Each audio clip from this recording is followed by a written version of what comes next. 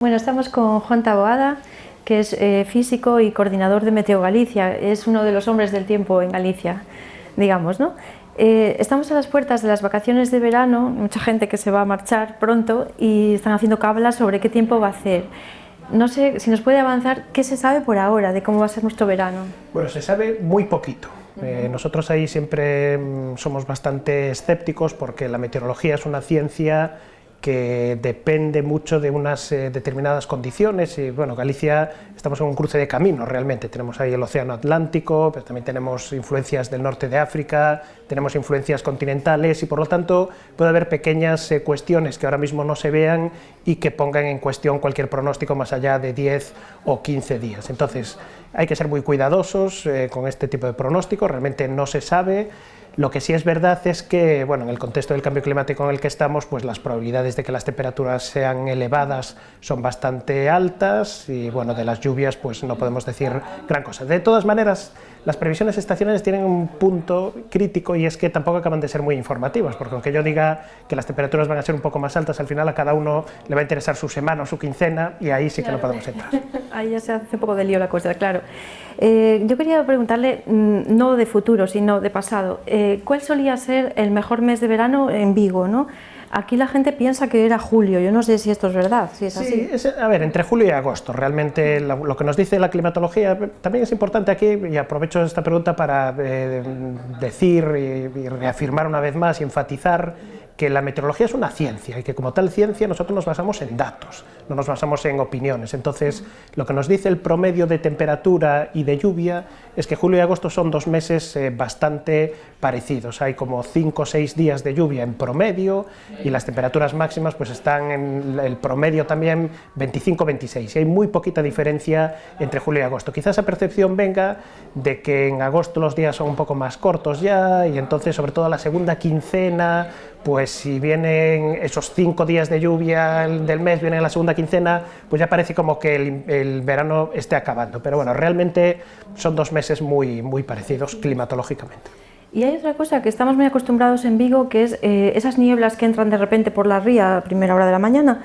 Yo quería preguntarle, bueno, si tienen algún nombre, como en Canarias la panza de burro, así, a lo mejor no tienen nombre, y a qué se debe, ¿no?, ese fenómeno. Bueno, nosotros técnicamente les decimos nieblas de advección, y este fenómeno se debe a una cosa muy curiosa, y es que, bueno, como todas las personas que viven aquí en Vigo saben, las aguas del Atlántico, concretamente las de Rías Baixas, suelen estar bastante frías. Entonces, cuando tenemos un anticiclón, el viento en los anticiclones va a favor de las agujas del reloj, con lo cual el anticiclón le gusta el aire cálido, en verano sube en latitud y los vientos predominantes en Galicia son vientos de componente norte, nordeste. Y ese viento lo que hace es que el agua superficial la lleva hacia la plataforma y afloran aguas más profundas, es ese fenómeno que se llama afloramiento costero. Esas aguas profundas están más frías y eso hace, bueno, que a veces sea difícil bañarse. Entonces, cuando hay un cambio en esa situación y de repente pues se acerca un centro de bajas presiones, el viento empieza a soplar del oeste o simplemente que el viento se calme y entre en brisas, que eso también es típico, el aire tiene que venir sobre ese agua que está más fría, entonces la base de la masa de aire se enfría también y el aire ya no es capaz de contener su humedad y se condensa simplemente. Entonces viene como una ola que viniese desde el mar y es la típica situación que entra y si el viento sigue soplando de oeste, aunque sea muy flojito, sigue entrando y entonces la tenemos pegadita a la costa. En Vigo es muy típico a lo mejor estar en el centro con sol todavía y con calor y acercarse a la playa y de repente tener allí la niebla, y eso es porque son nieblas que están muy pegaditas a la costa y vienen del mar, debido a que el agua del mar está fría y los vientos circulan del mar hacia tierra. Qué curioso.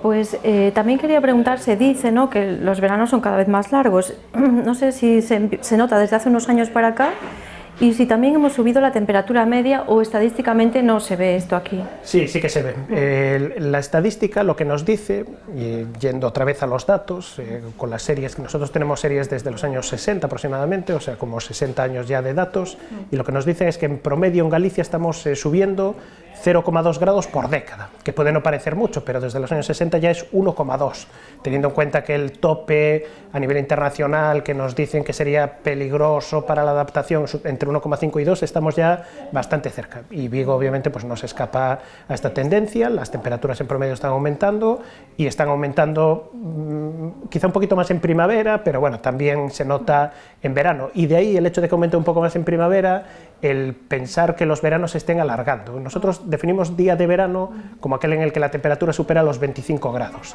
no solamente uno, digamos que durante algunos días estemos superando sus 25 grados, y este tipo de cosas estamos viendo que cada vez suceden antes y terminan después también. Casi todos tenemos la experiencia de que los últimos años, los septiembres y octubres incluso, suelen ser meses todavía bastante veraniegos. Sí, bueno, aquí en Vigo en mayo hemos ido a la playa. Y en mayo y en abril incluso, exacto, eso es.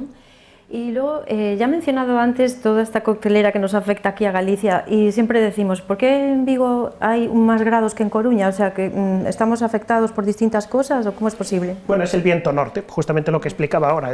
Digamos, esto en invierno, en otoño y invierno eso no se nota. De hecho, a veces incluso hay más temperatura en Coruña porque cuando es invierno hay menos radiación en el hemisferio norte, más aire frío, las borrascas les gusta el aire frío, bajan, y los vientos en las borrascas circulan en contra de las agujas del reloj, así que se acercan por el Atlántico, vientos de componente sur, y por lo tanto, digamos que llegan a Coruña un poquito más secos y no tan húmedos. Así que entre Vigo y Coruña las diferencias quizá incluso sean a favor de Coruña en el sentido de que llueve menos durante el invierno, pero en verano pues la situación se da la vuelta.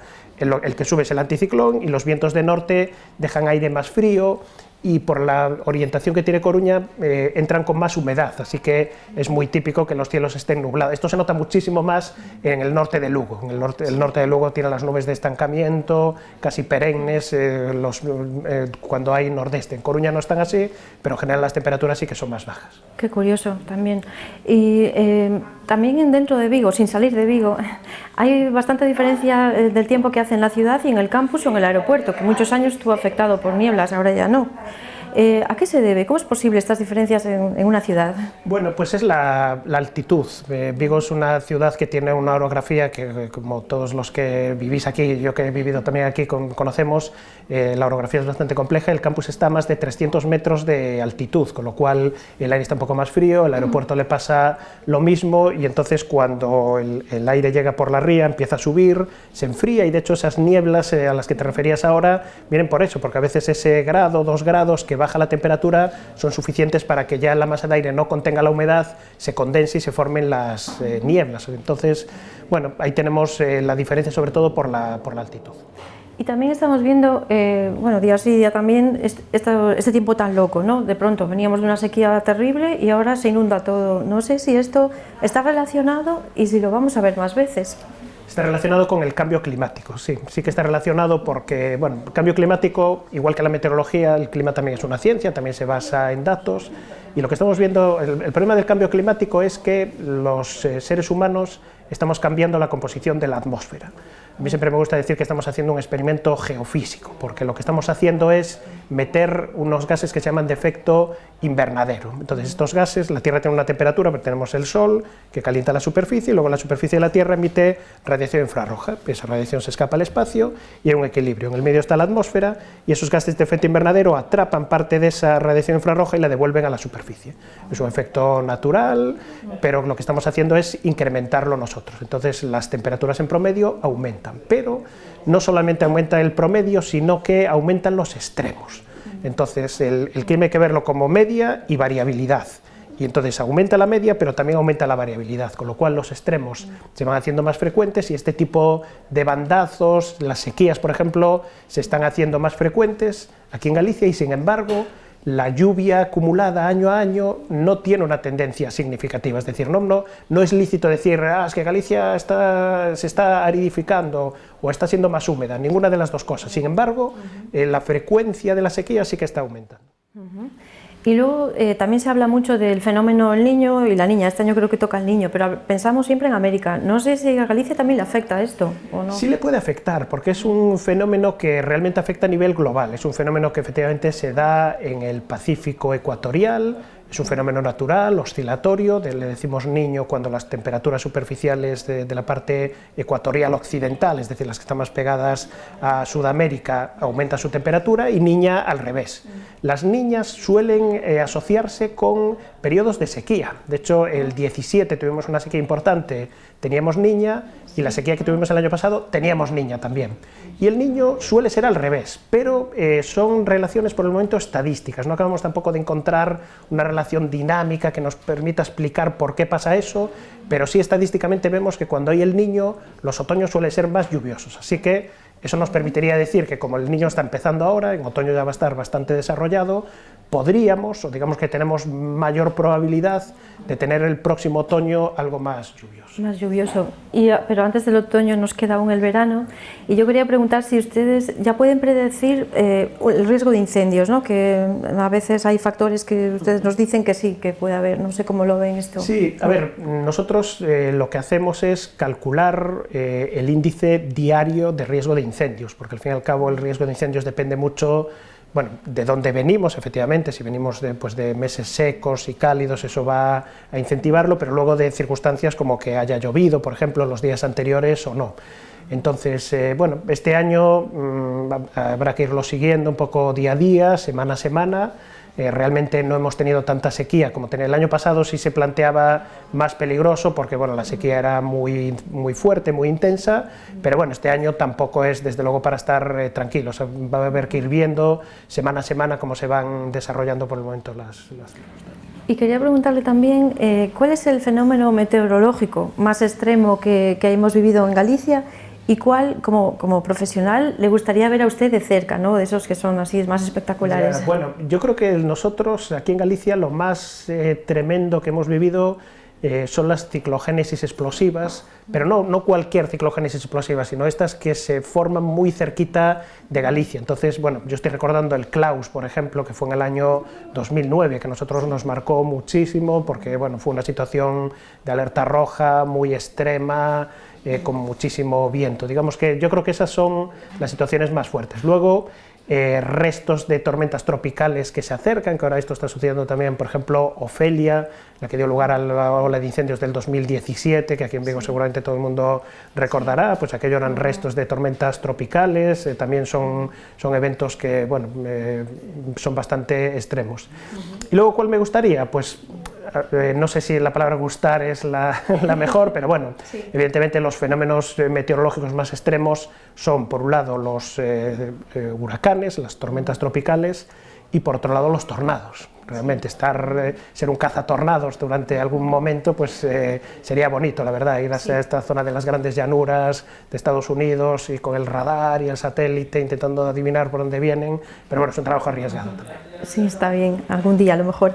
Y quería preguntarle también, bueno, ya hemos hablado del cambio climático, pero bueno, hay muchos negacionistas del cambio climático, y yo quería, si nos puede decir 2 o 3 evidencias, datos que les pueda convencer de que sí que existe. Aquí el dato más importante son las medidas. Entonces yo os explicaba ahora en qué se basa el cambio climático. El cambio climático se basa en que estamos cambiando, como digo, la composición de la atmósfera. Estamos introduciendo gases de efecto invernadero, el más conocido, el CO2. Y eso lo estamos haciendo porque los combustibles que utiliza la sociedad para moverse hasta el día de hoy son combustibles fósiles, carbón, petróleo, gas natural, que tienen ese subproducto, entre otros. Entonces, nosotros medimos, a nivel internacional se mide esa concentración y efectivamente constatamos que la concentración de CO2 está aumentando. Por otro lado, medimos, ahí sí lo hacemos nosotros y el resto del planeta, las temperaturas en superficie también están aumentando.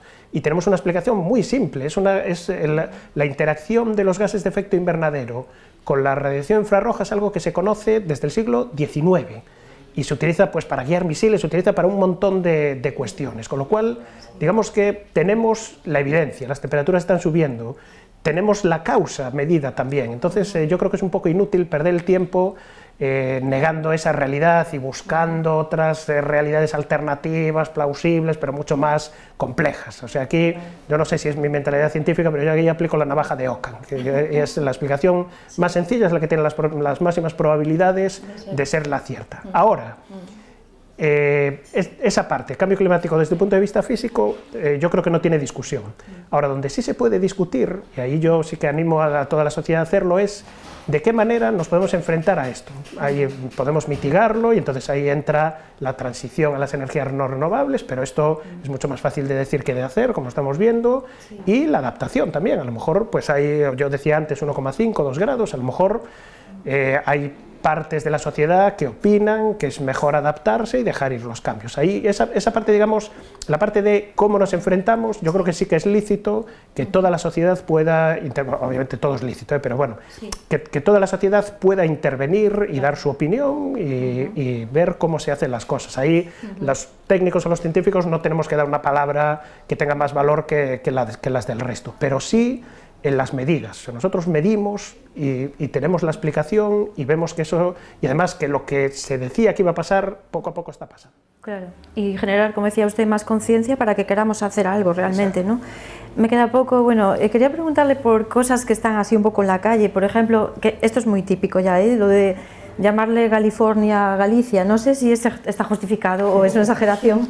Bueno, a ver, tenemos algunas circunstancias en común, por ejemplo, este sistema de afloramiento del que os hablaba antes, también se da en la zona de California, también tienen las aguas frías, también tienen esas entradas de niebla tan típicas, pero bueno, las temperaturas son un poco superiores, por ejemplo, entonces compartimos algunas características comunes, pero obviamente no todas ellas. Claro. Y luego esto que le voy a preguntar es un tema un poco doméstico, porque hay personas que dicen, no, es que con la marea baja yo friego mejor, me sale mejor la grasa. Yo no sé si esto lo han oído ustedes, si tiene alguna base, o sea, que no sé si es la marea baja o la alta, pienso que es la baja, pero que dependiendo de cómo está la marea, allí la tartera le sale mejor a la señora o a quien sea que esté fregando en ese momento. Pues la verdad es que no lo había oído nunca. Sí que hemos oído cuestiones de cambios, por ejemplo, de viento, incluso de lluvia, coincidiendo con las mareas. Las personas que viven al lado de la costa, pues obviamente es un ritmo que tienen siempre muy presente para bastantes cosas, pero que se frieguen mejor los cacharros no lo había oído nunca, la verdad. Igual no tiene mucha base. Yo quería, bueno, por último también preguntarle qué es lo más difícil para hacer una previsión del tiempo, o sea, cuáles son los factores principales, porque aquí lo que nos suena siempre es el anticiclón de las Azores, que es el que es como de la familia, pero no sé cuáles serían. Eso está muy bien traída esa pregunta, porque la meteorología tiene escalas muy diferentes. Digamos que hacer la previsión meteorológica es resolver un problema de física, realmente, un problema que llamamos de condiciones iniciales. Nosotros tenemos que medir para saber cómo tenemos la atmósfera, y luego tenemos unas condiciones que nos dicen cuál va a ser la dinámica de ese sistema, es decir, cómo va a derivar. Si yo cojo aquí el anagrama del Atlántico y lo tiro, pues se va a caer al suelo. Tengo la segunda ley de Newton que me dice, en función de que está en reposo y a la altura, pues cuánto tiempo va a tardar en llegar y a qué velocidad. Pues la atmósfera sería lo mismo. Yo tengo mis condiciones iniciales y tengo mis ecuaciones, pero las ecuaciones son extremadamente complejas y son ecuaciones no lineales, con lo cual un pequeñito cambio en la condición inicial, si yo pongo el anagrama un poquito más para arriba o un poco más para abajo, pues podría irse hacia este lado o hacia este otro. Entonces, tenemos varias escalas. La escala sinóptica, la grande, sinóptica significa ver en conjunto, es lo primero que nosotros vemos. ¿Dónde están los anticiclones? ¿Dónde están las borrascas? El de Azores es muy importante, si sube, si baja, si viene o si va. Pero luego al final tenemos que venirnos a las circunstancias más, a la escala, digamos, más local. Entonces, a veces que el anticiclón se mueve un poquito más al este o al oeste, al norte o al sur, puede hacer cambiar bastante las circunstancias. Entonces, nosotros siempre vamos de lo más general a lo particular, y hay situaciones que son muy fáciles, realmente cuando el anticiclón está muy cerquita, pues sabemos que va a haber estabilidad y somos capaces de hacer por ejemplo, esta Semana Santa, los hombres y mujeres más afortunados del mundo éramos los meteorólogos, porque el anticiclón se puso ahí y sabíamos perfectamente que iba a estar ahí una semana, pero ahora entramos justo en un periodo de tormentas, y entonces ahí es imposible decir, sabemos que desde hoy y hasta el próximo viernes vamos a tener una semana consecutiva en la que vamos a tener mañanas tranquilas y tardes tormentosas. Ahora, si queremos saber exactamente a qué hora y cuánto va a llover en cada sitio, es imposible de decir, por ejemplo. Entonces, bueno, los pronósticos dependen mucho eso de las circunstancias, primero las globales y después ya las particulares. Pues muchísimas gracias, Juan Taboada. Seguiremos atentos a los datos que nos dan todos los días y gracias por haber estado aquí en Atlántico. Muy bien, pues nada, un placer.